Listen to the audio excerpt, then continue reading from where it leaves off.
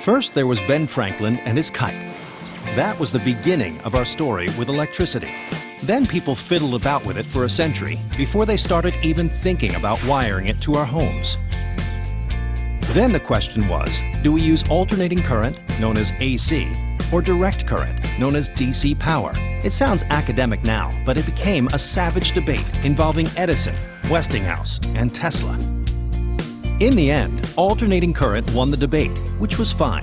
After all, AC is good at carrying power over vast distances to run AC systems, like old-fashioned refrigerators or an old radio set. So things hummed along for another 100 years, right up until today. So you ask, now what's the problem? Well, like a lot of things that are 100 years old, the entire system has become terribly inefficient. These inefficiencies started to creep in around 50 years ago, when semiconductors were showing up in things. And while many electrically powered devices can use either DC or AC, semiconductors require DC power. What are semiconductors in? A lot of stuff. A whole lot of stuff. So, before these devices can use the AC power, they have to convert it to DC. And in that conversion, you actually lose power. A nice big chunk of it. Feel the heat from the back of your television or the brick on your computer? That's energy being wasted. Semiconductors are only one part of the problem. The other part of the problem involves the growing interest of converting power closer to home, with things like solar roof panels or plug-in hybrids connected to your house. And the way things are wired now, you have to convert them to AC power to get them inside your home or to your car, only to have to convert them to DC again. This takes the long way around when there is an opportunity to directly connect at higher efficiency. Confused? So is the grid.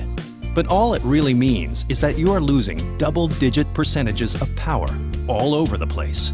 So it sounds like DC power is the more efficient way to go. Why don't we just use that? Well, it's definitely a point worth exploring. If we were to optimize our systems to use DC power in a smarter way, created at our building sites throughout the country, we could dramatically increase our energy efficiency. We could not only create our own energy, but also do more with it. It would change the future of energy. The good news is we can, and can start right now. Over the past decade, Nextech has developed, tested, and deployed their DC system here, here, and here. This has resulted in energy savings of 10 to 42% versus conventional practice. If we were to deploy this same method of energy creation and consumption across the entire United States, the saving would be enough to power the state of California. If this shift to smaller DC power systems, known as microgrids, starts to happen, it will have a dramatic effect on energy conservation today and in the way we create and consume energy over the next 100 years. And when you think about it this way, it seems less like a drastic change and more simply like the logical next step in the evolution of electrical power.